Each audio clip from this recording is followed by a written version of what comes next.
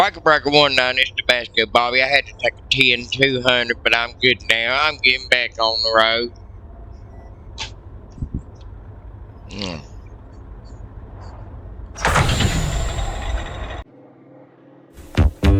Righty ho, everyone. This is the Mr. Obvious Show. I'm your host, Mr. Obvious. As always, I'm here to help you, the listener, with your problems, big or small. Let's go right to the old telephones. Hello, Mr. Obvious. Is this Mr. Obvious? Speaking. Hi, Mr. Obvious.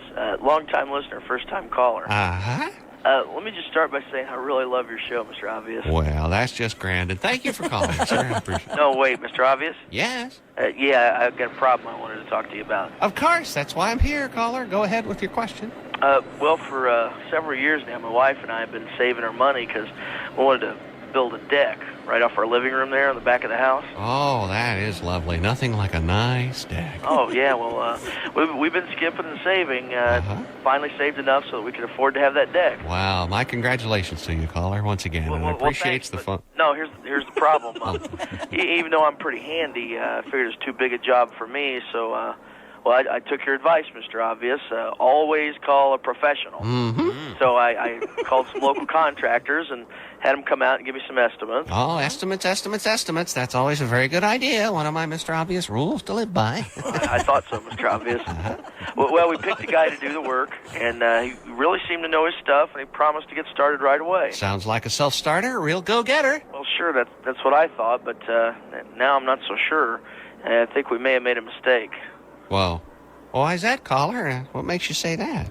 Well, it's been several weeks now, and we still don't have a deck. I'm beginning to think this guy is incompetent. Well, now, caller, have you talked to your contractor about your feelings? Well, I tried to. I came home early the other day, talked to him, and his truck was in the driveway, but I couldn't find him anywhere. And finally, I went inside, and it's when I heard some noises coming from the bedroom. The bedroom? That seems like an odd place to be working on your decks in the... Well, yeah, that's what I thought, Mr. Obvious. So, well, I went upstairs, and there was the contractor, all right, and he was, he was naked. Oh, my goodness. Not even wearing safety goggles, huh? Now, that sounds dangerous. Well, yeah, Mr. Obvious, and here's the weird part. He was laying on top of my wife. Uh-oh. Now, was she naked, too?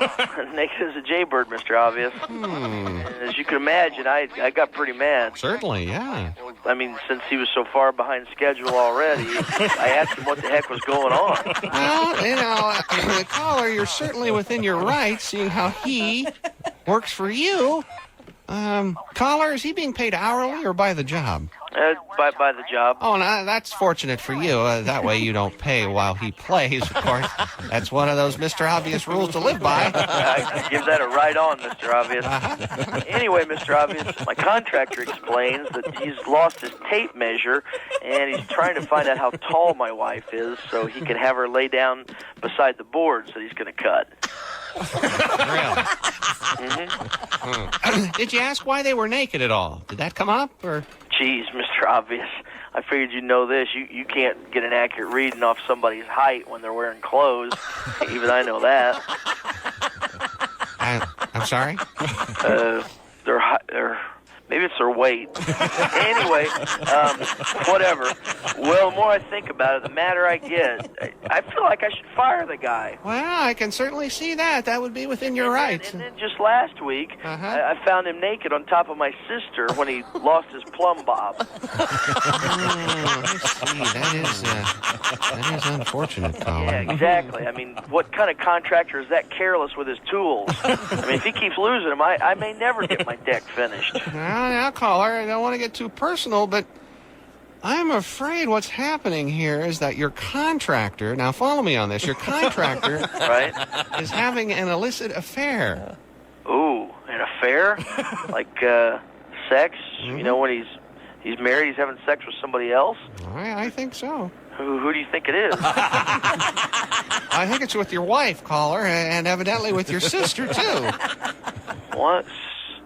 So these stories about him losing his tape measure and his plumb bob, Mr. Obvious, you think he just made those up? Well, that'd be my guess, caller. I never made the connection. But what you're saying is he may still be a good contractor.